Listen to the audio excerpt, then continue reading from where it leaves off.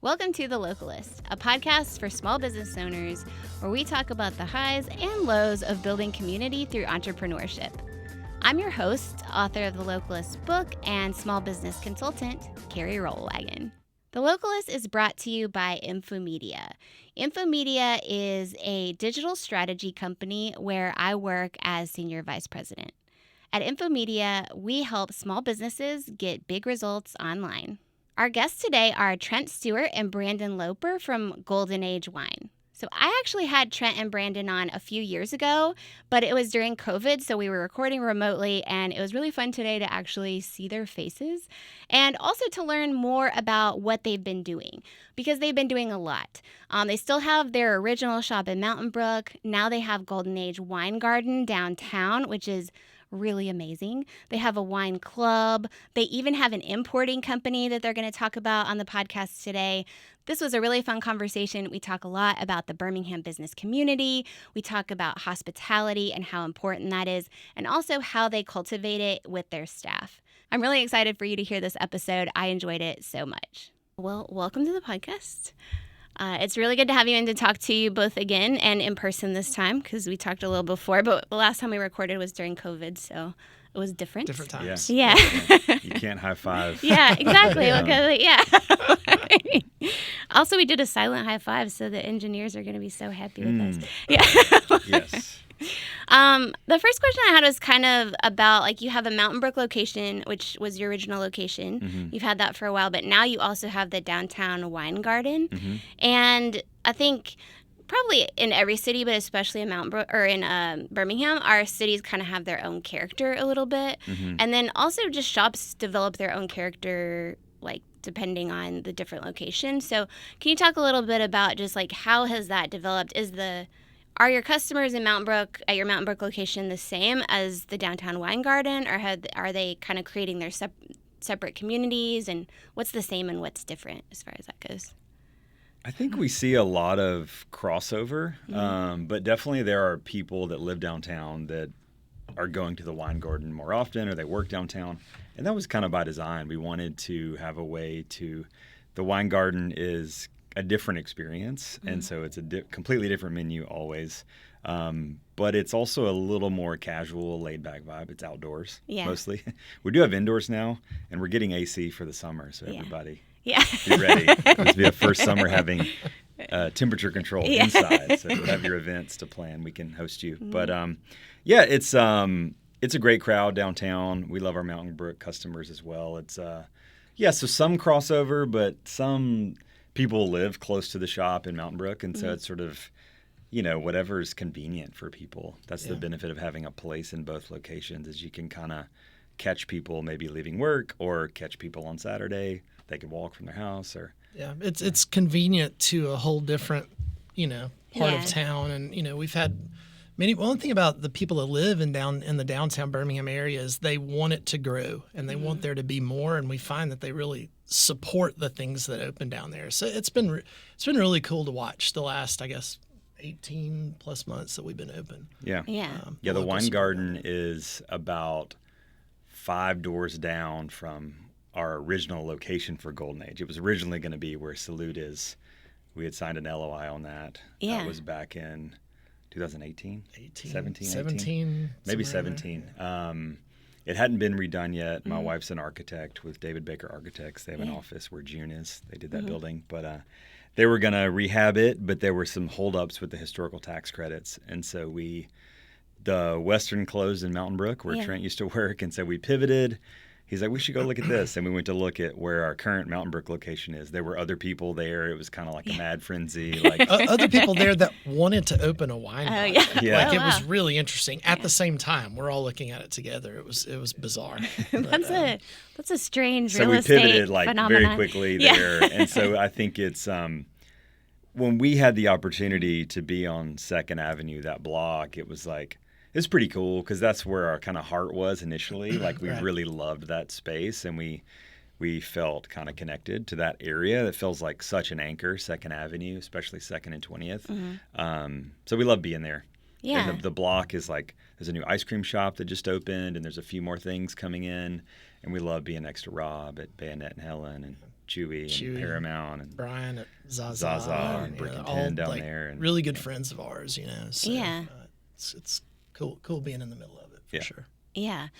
I was talking to Brian a little bit at Paramount, and he was just talking about how I guess younger people now like see them as an institution, and he's like, I feel like we just opened. I was like, well, I feel like you just opened too, but I don't know. Yeah, he's kind of like an OG down there. Yeah. I mean, they've been there for 12, at least 12 years. I think he's owned it for 10 at least. When I met them when he used to come so Church Street Coffee and Books used to be a Starbucks. So they used to come into that Starbucks to get their coffee in the morning when they were like developing that. So it's just weird, the whole, so did like Mauricio from Brick and Tin. It was just like, everything's like connected. But yeah, I'm glad you brought that up because I was going to ask, because last time you talked about how you were originally looking downtown. Mm-hmm. And then I think what you guys did was really smart, which was just like see the opportunity that was there. Mm-hmm. And I think a lot of times that's the difference between businesses that survive, like thrive, I guess, is just like you imagine this one specific thing, but this other thing made more sense. And so you're willing to say like, okay, let's pivot. And it's just cool that it kind of came full circle to borrow a donut shop name for the shout out to them. Yeah. Excited for Will and those guys. I think it was circle. It's like you kind of have to take that step to see where it's going to go, because if you don't, then it's an idea in your head or on your computer. But I think we sort of taking those steps, and then you're sort of like, then you're navigating, then you're on the stepping stones, and you kind of have to like make a decision. Yeah. I mean, it's wild because the first version of Golden Age that would have been downtown, we started working on it 2017, 2018. We'd been working on it for year, 18 months, or however long it had been. And, we decided to just look over in Mountain Brook when the old Western wine shop was closing in Mountain Brook Village. And I mean, really, we found that we decided to look. We find the place the next day. We probably signed a lease within a week and probably had the whole concept ironed out within a month. Like, it was wild. Whereas like downtown, we'd been working on the concept for ages. And there were some limitations in Mountain Brook that really pivoted. There's a couple key things that pivoted the concept, I think, to this day, and I think helped it be successful. We weren't allowed to open before 1 p.m. in Mountain Brook. That was like a part of the deal, because parking is challenging over there. And so the original iteration, there was Golden Age was a coffee shop in the morning, wine bar. It was not quite an all-day cafe because there wasn't like a big food program. Yeah. But it was going to be coffee, and Jimmy Trong was going to do the coffee. He ended up opening June. The whole time he was like, I want to do my own thing. Yeah. And we were like, we want to support you. But would you do this until you do that? Yeah. And so we were going to go there. It was going to be coffee in the morning, wine at night. And then we pivoted to Mountain Brook, and it was like, well, we can't open before 1 p.m. Coffee doesn't make sense. We need to have probably 10 times more retail than we thought we were going to have.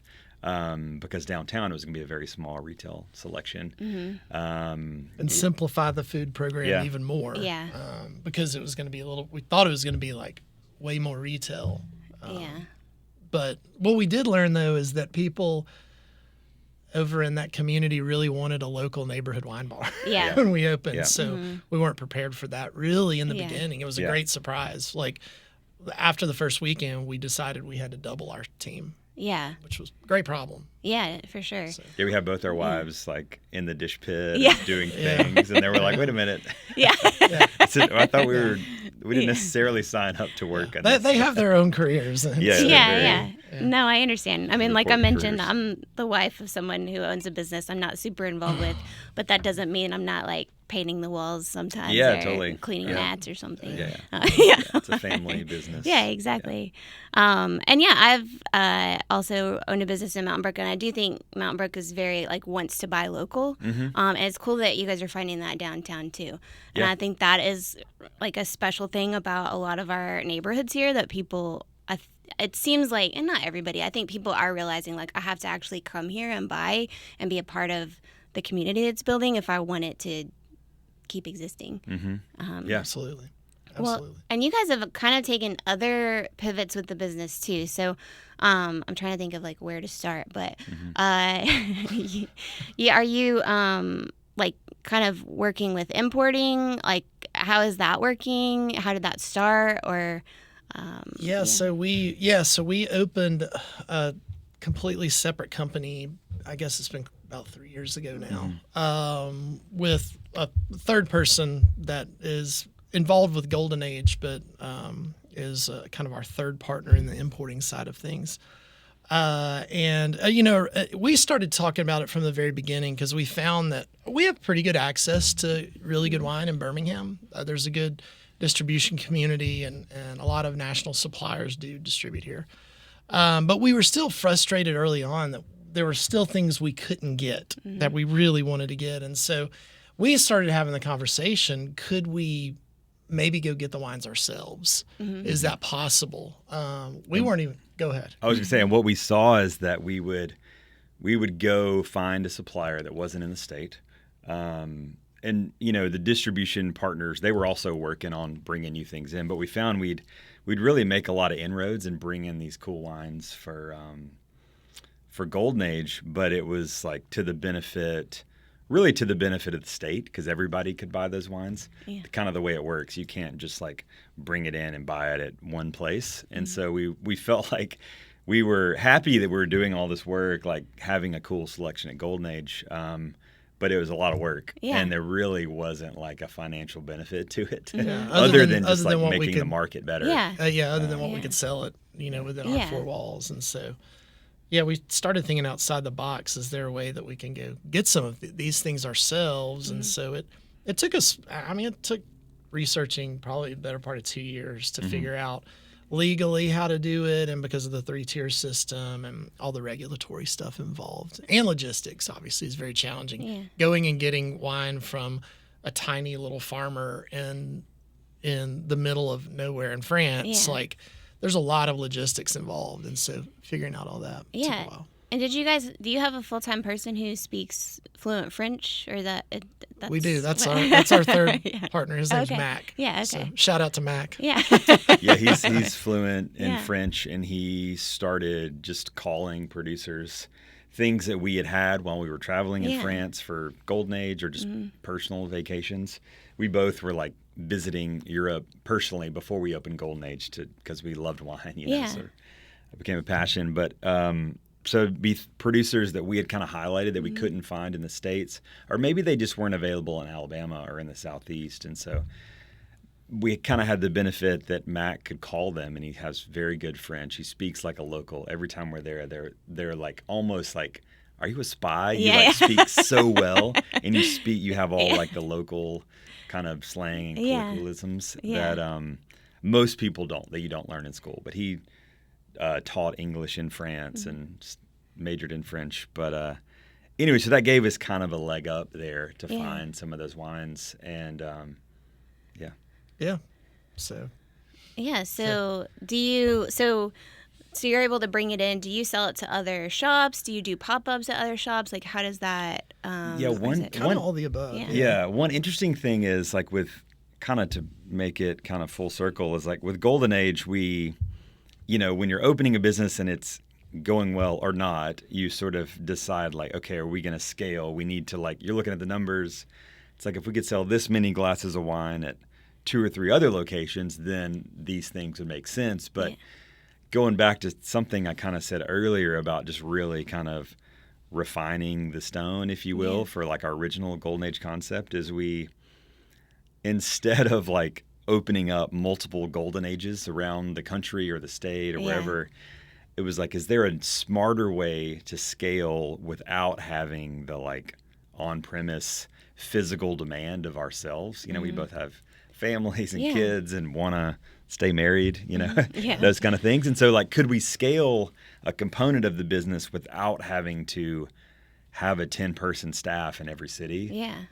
So that kind of really led into the importing thing as well, because it's a national company. The wines come in from Europe, and they can be sold in any state in the country.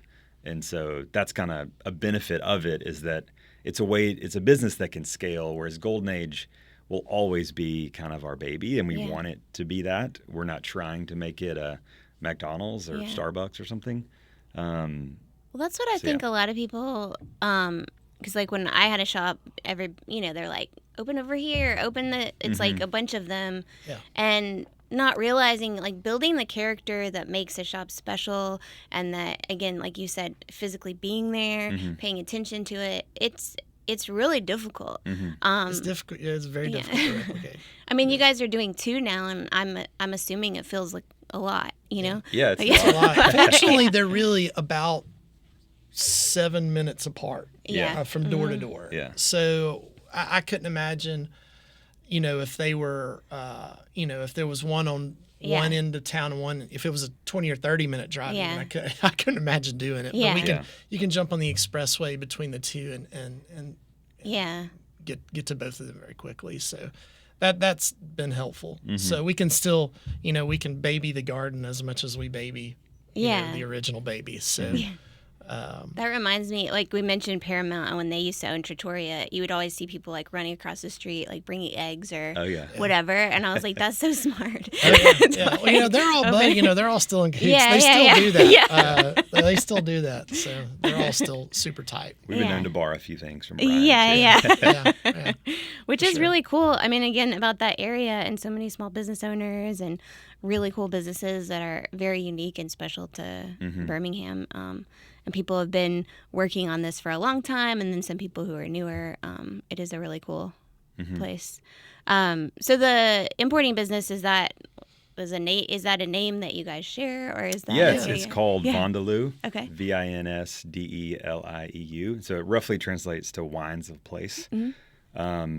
There's not like a direct translation. We sort of like they wouldn't necessarily say that in French. Yeah. But like you kind of understand the translation when you tell somebody. It's almost like a French translation of something in English. It's almost like the opposite. But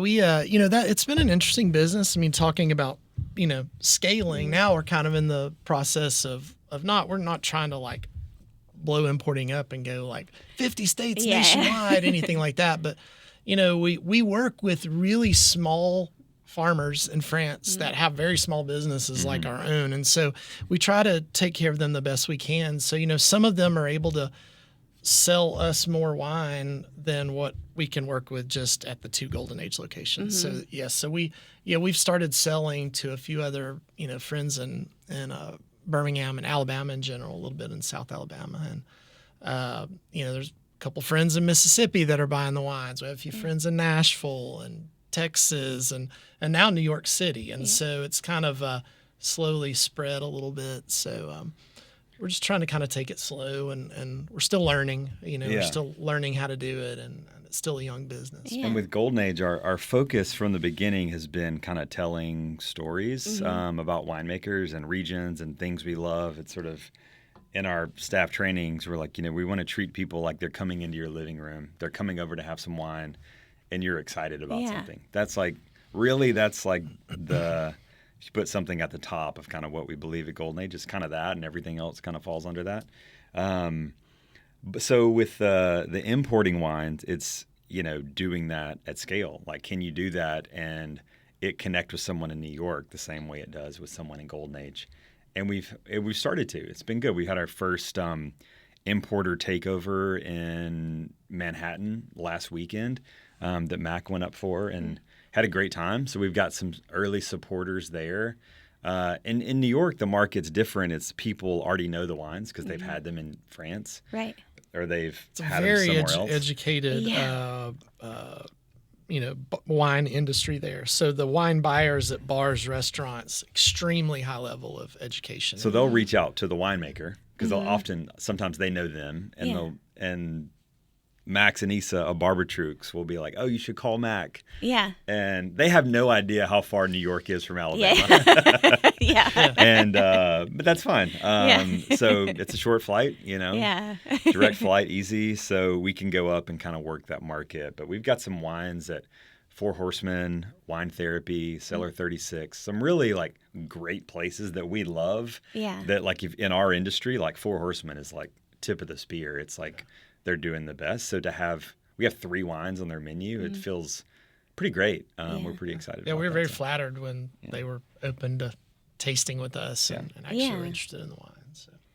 Well, and you kind of invest in that story too, right? Like it seems like you invest in photography, maybe like some writing. I mean, is that true? This is just from me looking at your website and your social, but like, how do you approach like that side of it as far as telling your story and then also the vineyard story? And yeah, I think maybe 2 different answers. For Vins de Lieu, do you know who Rob Culpepper is? Oh yeah. He's a friend of mine, and when we started this, I bought one of his old medium format cameras. Yeah. My previous career, and still I'm doing it, just a little less as I make commercials and films and documentaries. So I've always like had cameras around and kind of want to be able to tell stories. And so I bought one of his cameras, and I told these guys, I was like, we're going to take really nice portraits of these farmers. I mean, they're already in beautiful settings. Yeah. And they're already really interesting, usually weathered people Yeah. that just sort of are anomalies. Yeah. And so I'm like, we're going to have good photography. Me, Trent, and Mac all appreciate like good writing. And Mac and Trent do a lot of the writing kind of for Vins de Lieu. I kind of do most of the photography. But really, when we're there, we try to connect with them and kind of get to the ethos of what they're about.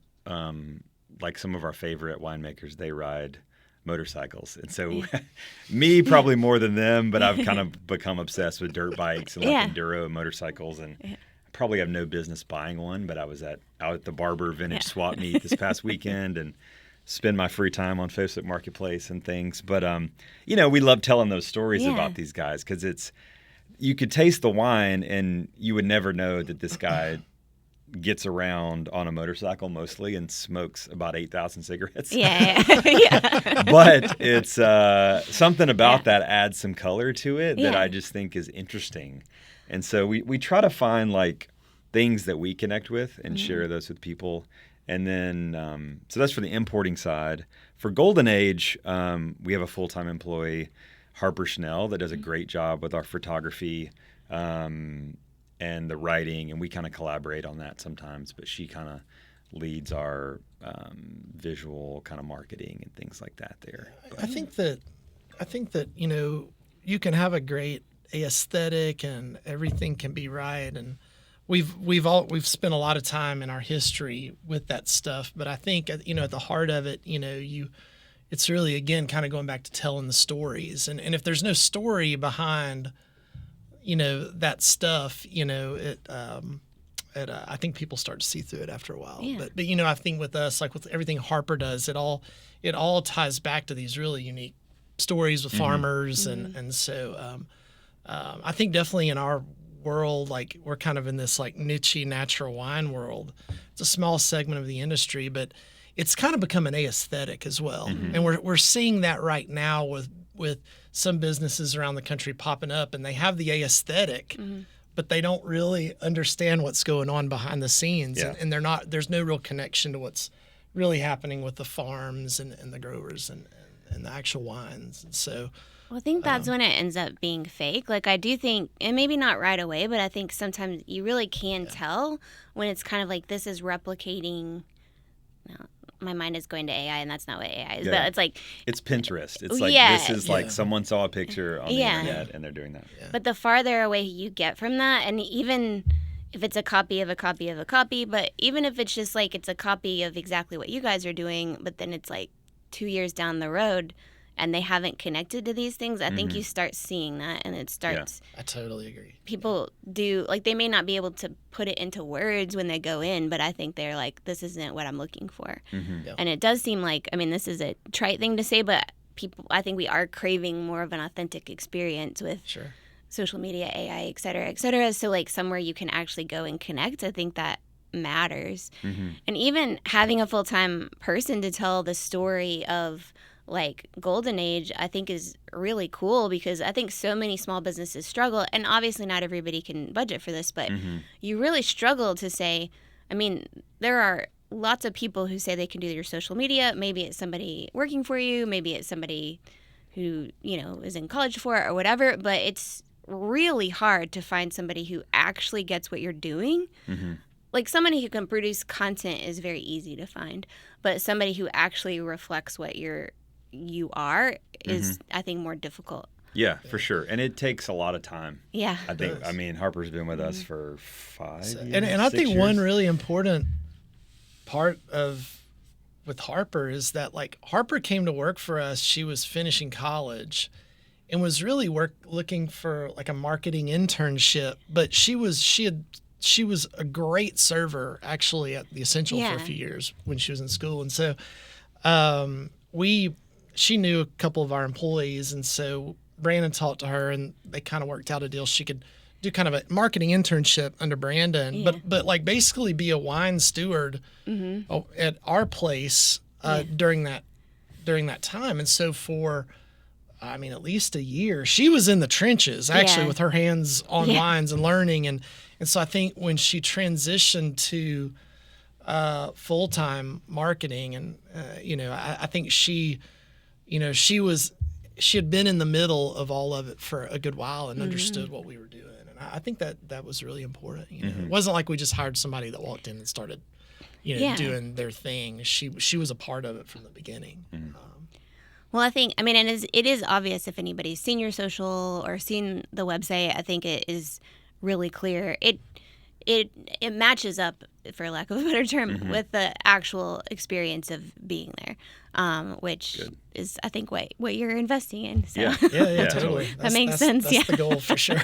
Yeah, for sure. Well, and I also think that you're telling the stories of like Birmingham.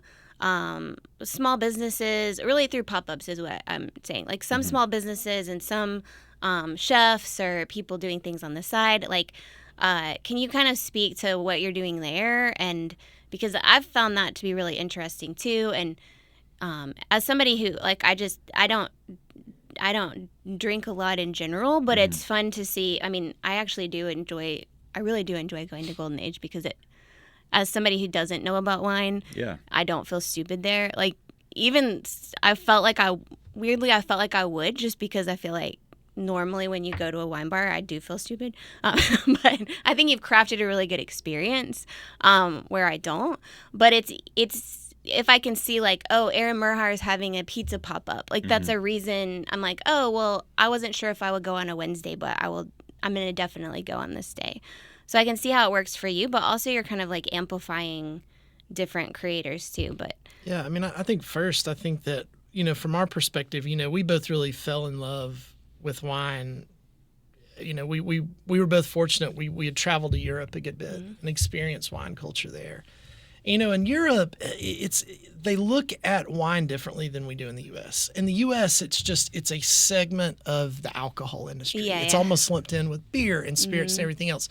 In Europe, it is not like that. It is really almost more thought of as a food that is part of the overall experience at a table.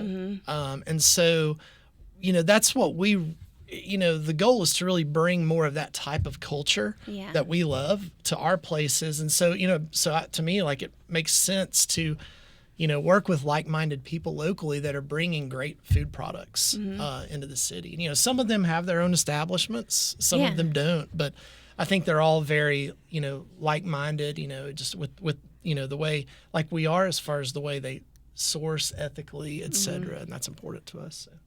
Yeah, we were pretty close to going down the path of opening a restaurant, like a wine-focused restaurant in Highland Park, and we ended up backing out of that project for a lot of reasons. But I think we both love that side of it. Like we both love having a great meal and great wine, and sort of have our own views on how you could sort of make that happen. And I think one thing that we maybe haven't verbalized, but I'm thinking about it now, it's really fun to let someone really talented, but neither one of us are chefs. We weren't going to be the chef. Yeah. And I don't know if we would. Maybe you have a secret dream of being a chef.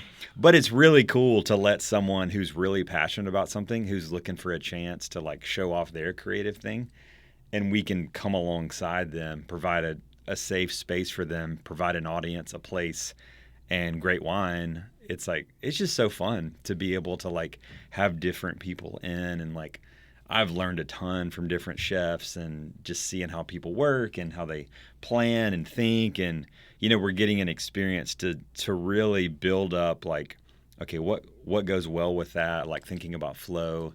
'Cause pop-ups can go off the rails immediately if one or two things aren't, if you don't have like one thing, like if you don't have the trash can out there, like, it could really set the whole thing off, or, you know, whatever. There's a number of things that could set it off. But so we've learned a ton, and there's so many talented chefs in town that are looking for things to do. And we are fortunate enough that they like to come to Golden Age and they like to buy their wine at Golden Age. And so we just have become friends with some cool people that are great chefs that maybe also don't want to commit to the lifestyle of owning a restaurant. Yeah. Because it's a lot of work. It's like, it's your thing, you know? So, yeah. Yeah. Can you think of anything else that will make a pop-up go off the rails, or that you have learned, or even just an event at all? I think that I just think you kind of, you know, the more of them you do, the more you learn. I think just try to over-prepare. Over-prepare. The type of food makes a big difference, too. Like if they're preparing it to order, or if it's a pickup thing, how it's plated. Do you have a food runner? Yeah. Are the wines cold? Do you have enough beer cold? I think just being, again, over-prepared, like just like making sure all the going back to the trash can, making sure the trash can's in the right place, you know.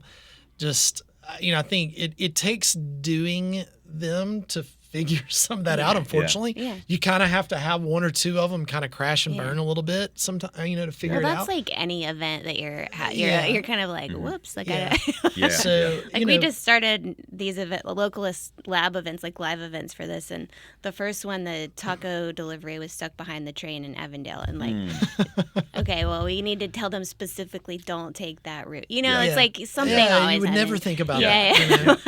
I mean, I think one thing I'll say about the Birmingham community is that I feel like there is a segment of the population here.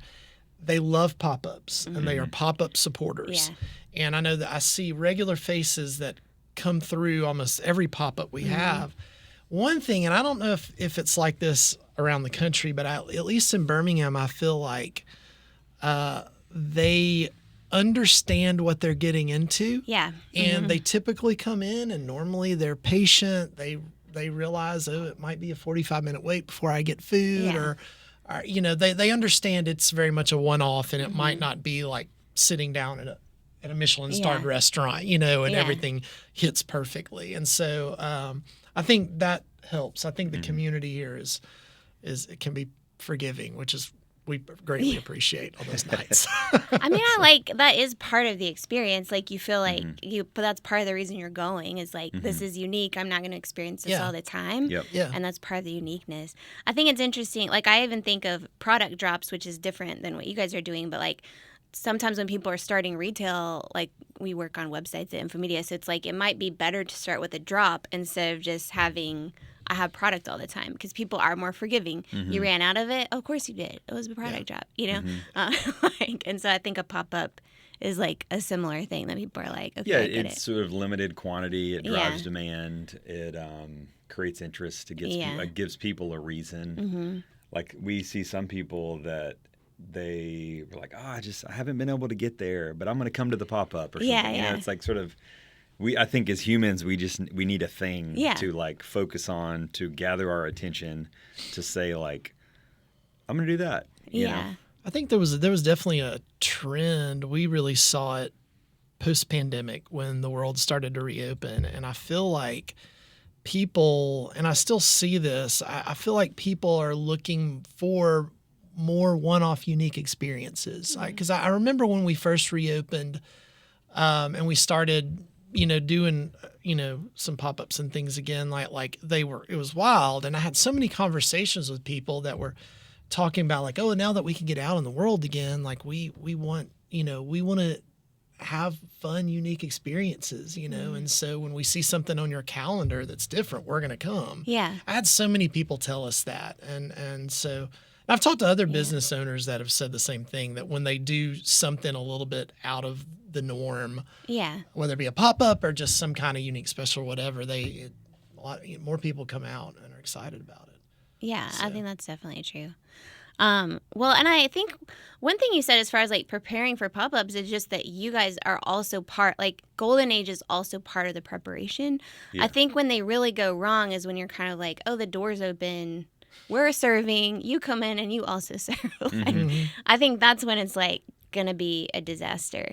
And I think sometimes from the outside people think, oh, it's just that, like, just be cooking, but it sounds like that's not how you're approaching it. You're kind of like... It's a team. Yeah. It's a team. It's very collaborative. Yeah. There's like some are more, there's more preparation than others, just depending on what the chef does for a living. Some of them are like very dialed and like cook professionally in kitchens, and there's a text between me and them, and they're like, hey, I want to do this. I'm like, cool, this date's available. He's like, great, here's the menu, And so, but there's several, meetings maybe isn't the right term, but we're chatting beforehand to figure out the details. And I think the way we look at it with food pop-ups, it's like, it's, for that one night, they're our chef and we're their front of house, and it has to all work together. We are an extension of what they're doing, and communicating the menu and everything. Yeah. So I think it's critical to really, make it hopefully flow and work well. Yeah.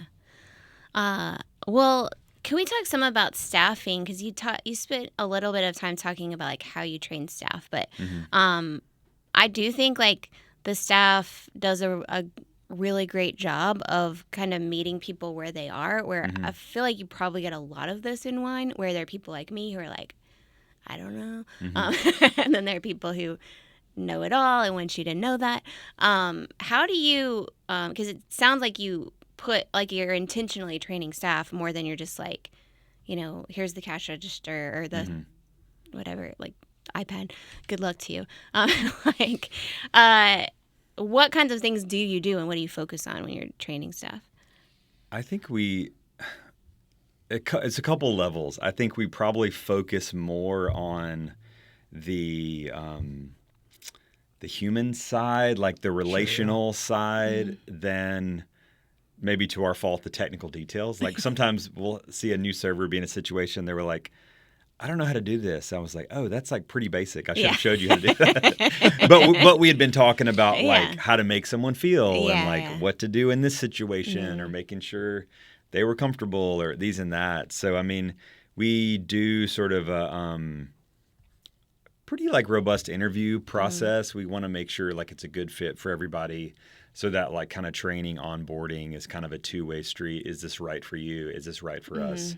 Sometimes we've had it go both ways. Sometimes we're like, hey, this isn't maybe working, maybe not the best fit. And we've had people say, hey, this maybe isn't the best fit for me. It's not really what I was expecting. So we kind of focus there. And then we really let our managers do the training.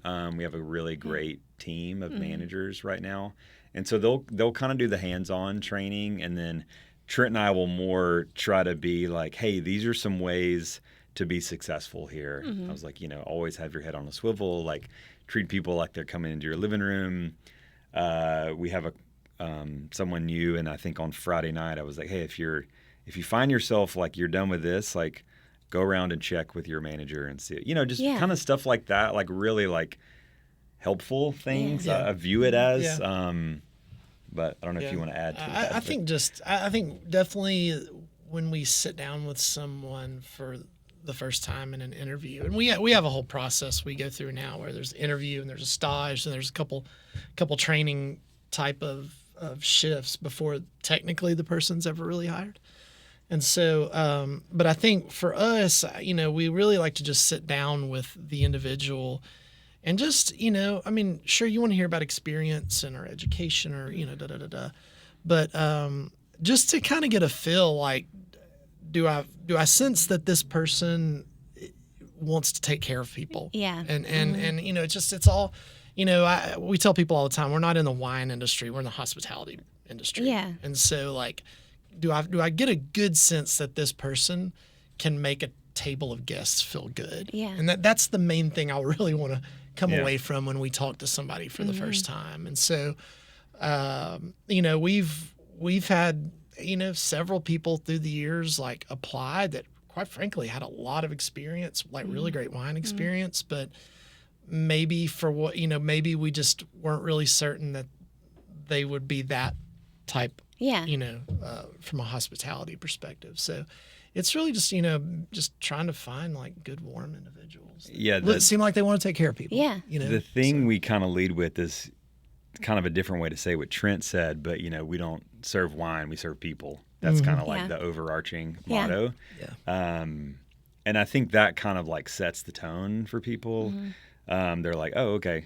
I don't have to be stressed about these 900 wines that I don't know about. Yeah. Because it can be overwhelming to come in. And we often hire people that initially aren't like certified sommeliers or something like that. We're doing something kind of different than other people in town. And so we want to, it's often nice to have people with a fresh perspective that are open to learning kind of the way we see the world and see wine.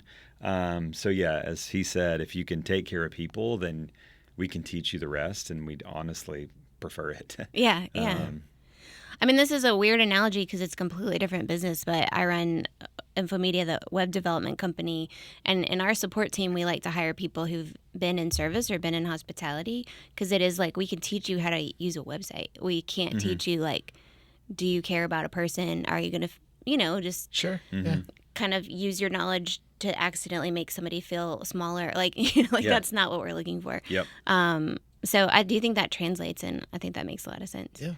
Well, talking about how you kind of like have your managers doing the training, I think a few of the things we've talked about kind of seem like you're moving from like the complete owner-operator, we're going to do everything and have our hands in every single little decision, not just input, but like controlling it, and more like it seems like you're moving toward how can we have lives where we're still informing the business, we're still checking on the business, but we're not necessarily like, I'm not training every single person, I'm not setting up every single pop-up, which I think is a mistake a lot of small business owners like really have trouble going from like, I'm doing everything to how do I keep doing this for the long term.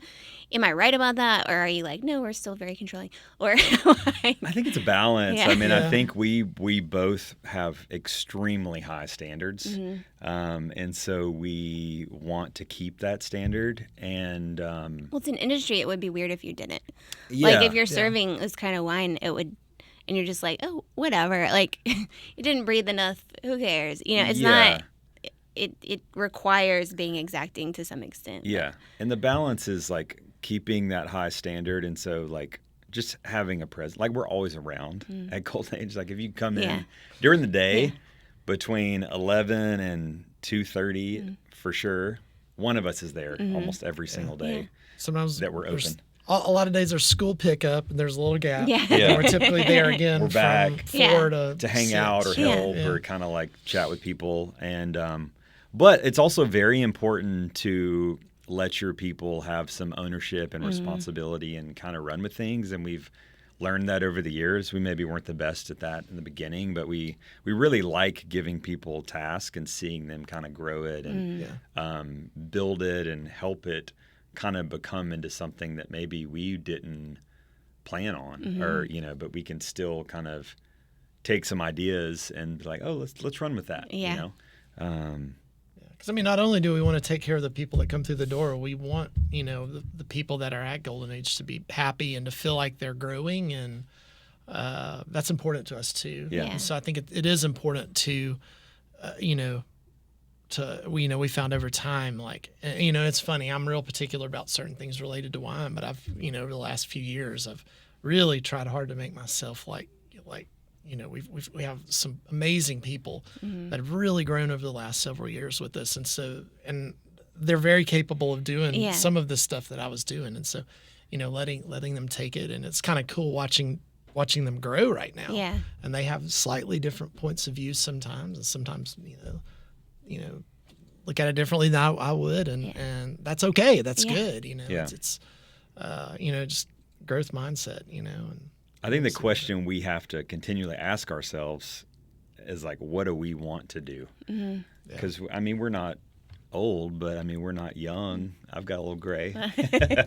Probably more than Trent, actually. But anyways, so it's like, kind of what do we want to focus on? And I think that's how we're able to stay excited, because we still love the concept and the business and wine and taking care of people.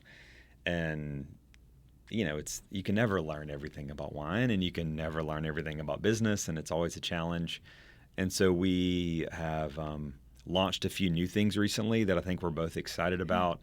And we have a kind of a new and improved wine club. Oh, cool. That I think that was something we had both talked about since the beginning, but it just sort of took some time, and honestly having our people relinquishing some responsibility to our employees to be able to kind of shave some time for that. But it's been cool seeing. I know Trent has always wanted to write, and so like it's great seeing him write about wine. And I think there'll be more of that kind of in the future, probably for both of us. But that's something like we're excited about that, because those are often wines, new wines that we're kind of going and finding, and often our import wines that we're able to put in those clubs. So we're introducing them maybe for the first time to the whole. No one in the U.S. has had some of these wines. Yeah. So we kind of get the first crack of like telling that story to our wine club members. And that's been really fun, seeing that kind of grow.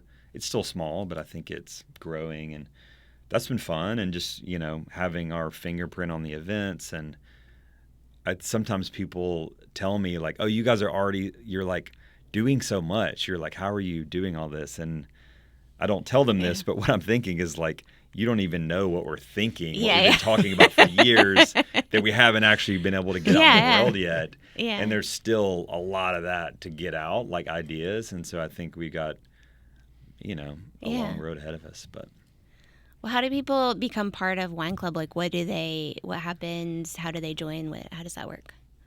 So it's very easy. You can sign up on our website, and there's two tiers. There's we call it the discovery tier, which is what it is. It's like you get 3 bottles a month, and it's just things we're excited about at that moment in time. And then, but if you're a little bit more serious about it, or really, super stoked about kind of what we're doing, and maybe some of the wines we're importing and this, that, or the other, we have what's called the Benchmark Club. It's kind of the upper tier, and it's 3 or 4 wines every month. That's where I do a lot of writing. Although Brandon, I think, is going to write some of it this month, because I'm about to be on vacation. But, anyhow, so we write. It's like a zine, kind of almost like a newspaper kind of thing with a lot of our, a lot of Brandon's photography. That really gives us a platform to like really tell these people's stories. And so, if you're one that's interested in wine, but you're really interested in like getting, down to the meat and potatoes of what these farmers are doing in their stories, and that's a great option as well. So this is it. Can anybody in the country do it, or is it just a Birmingham? Anybody in the country can do it now. We've our kind of version 2 of our wine club, which we had it for a little over a year, then we relaunched it, and the relaunch allowed us or gave us the opportunity to ship pretty much nationwide. I think it's like 47 states. So awesome. That's been very exciting, and help us kind of grow that platform some. So, how is we need to wrap up, so I shouldn't be asking such a specific question. But the newspaper, how did the printing of that go? Like, was that because that seems like a whole thing? Like, or is it more like a zine where it's like, okay, what is the actual? It's kind of the basis was from originally there was a hotel in Berlin that I had been to a couple times, and when you check in, they have there's no pages inside of it. It's like folded in 4s, basically a newspaper. And Harper and I kind of reverse engineered how can we get something like this? Cool, and what can we do that's maybe doable? We can slowly build on the design. So no, we get it printed. We ship off like all the stuff. Harper lays it out, and we kind of, Trent mostly does the writing. I'll do the photography. We'll kind of figure out the layout. You know, like none of us have worked in newspapers before, so we're like, okay, maybe this is like not the way you would read this. So should we put it there or there? So it's not like maybe the most traditional layout. So it's more like a zine in that way, but it is a physical printed on newspaper, printed at a place. So. Well, I think that's really fascinating. I've heard of like somebody told me like Switch Yards has like their newspaper that's like a physical paper, and I think that's like a really interesting, and it's different for people. I mean, I think reading on paper is a different experience than what a lot of people are experiencing. So people tell us it's like one of their favorite components of it. They love the wine, but they like sitting down on Saturday afternoon or Sunday morning or whatever and kind of reading through it, and because they're very personal stories often. Like most of these places we've been to or have some experience with the people there. So there's sort of a little bit of travel, cultural, there's technical information on the wine, there's information about the people, and then there's a little bit of like food pairings. Yeah, sometimes we'll like food pairings with the wines, but sometimes if it's a place that we know and understand very well, we'll even give travel recs. Hey, if you go to this place, stay here and eat here. And that's awesome. Try to mix it up and Well, I think that sounds really interesting, and I need to have you guys back in a couple of years to be like, what else have you done? Because it does seem like when you do something, it's like intentional, and like you said, that you've been dreaming together for a really long time, and kind of iterate on these ideas until they're like at least like very like intentional and special, and it isn't just like, oh, we should have a wine club, let's take like 36 of our most popular things and then ship them out. Like it's like, if we're gonna do it, we're gonna make it interesting and like to you guys as well as to your customers, it sounds like. So well, thank you so much for coming on. Thanks for having us. And if people want to interact with you, we'll put the website and socials in the show notes, of course. They should come by the wine garden and the shop in Mountain Brook. And is there anything else at the wine club, anything else that they should be doing to I mean, you can order wine online. Okay, so feel free. We have local delivery via Shipped. They fulfill our local delivery. Also, we just started something yesterday where we're doing like a no corkage Mondays, kind of for industry, but also people that want to try bottles of wine that you normally wouldn't get. And typically a bottle of wine on a retail shelf is like 2.5 to 3 times at a restaurant. So it's kind of a way to try some things that maybe you wouldn't normally splurge for. So that's kind of something new we're kicking off that we hope to see grow. And if you're listening and want to, like, you guys promote all that in social, I've seen already. So if you're like driving or doing the dishes and you're not writing it down, all this is on your social and on your website. So it's easy to find. Absolutely. We got our tastings called Terroir Tuesdays that we do different themed tastings that take place at our Mountain Brook location. So we have that, but we get a lot of calls about, do you have wine tastings? So it's kind of a long answer because yes, we do, and they're on specific dates and it's a ticket. But we also always offer a flight of wine. So it's 3 2-ounce pours. So you can really have your own tasting at any point. I love that. That's normally what I do when I go. And I feel like it's like easy to make a really short gathering feel like it's a party, because even the fact like you have all the glasses, like, it's like there are 4 of us and we have 12 glasses of wine. It just feels like decadent. It's fun. It's one of those things. It's like it is harder to do and to execute. So it's one of the few things I feel like. So I'm a problem not as many, customer. No, I'm just kidding. It's one of the few things not as many people are copying, because it's kind of a pain in the butt to do. It's a lot of glassware, a lot of dirty glassware. So you have a table, say there's 6 people, they all want flights. So there's 18 glasses right there, like all on the table at once. And then they get some food. It looks very decadent. But it feels like fun. a party very quickly. I highly recommend people doing the flights, because we always have a dozen wines open, and you can choose whatever 3 you want. And even this is kind of fun too. I'll see, like, even if you you want to be careful. You don't want to come in and order 3 or 4 flights yourself. I wouldn't recommend that. That's a lot of wine. But we'll have couples often come in and they'll each of them will order a flight and they'll make sure they get different things. Yeah. So they actually get to taste 6 things. Right, yeah. And they'll have them lined up on the table. That's fun to see. Yeah, and then you can get a glass of your favorite, and then you can take a couple bottles home. Yeah. And so really, that's designed to, going back to the mission of if someone comes to your house, you're going to let them taste everything you have open, and you want them to have a good time and sort of walk away empowered so they know what that bottle tastes like. That's the biggest mystery with wine, is like seeing something, maybe it's a cool package, you have no idea what it tastes like, and it could run the gamut. Yeah. That's the thing with wine. It could be great, it could be horrible, it could be dry, it could be sweet, it could be light, it could be tannic, and so, pulling back that curtain and revealing the mystery, I think, is what is so successful about the flights and kind of what we're doing at Golden Age. We really are there to allow you to try something you like. So Perfect. Well, thank you guys so much for coming on again. Yeah, thanks for having us. Thanks for having us. Yeah. Cool. If you're in Birmingham and you want to learn live alongside some other small businesses, join us for our Localist Lab event.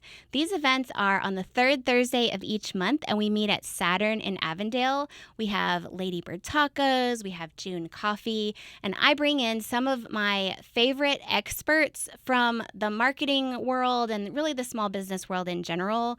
The training is great, the tacos and coffee are free, and we look forward to seeing you there. You can grab a ticket through the link in our show notes. The Localist is written and produced by me, Carrie Rollwagen. Our showrunner is Taylor Davis. Our outreach manager is Hannah Cragen. And our producer in the studio today is Emery Lambert, with an assist from Paul Bryant. We're produced and recorded right here at Infomedia Studios. So if you're interested in recording a podcast of your own, we would love to help you. And I also wanted to say thank you to Infomedia for making this work possible. So until next time, whether you're buying from a small business or you own a small business, thank you for all you do to make our community stronger every day.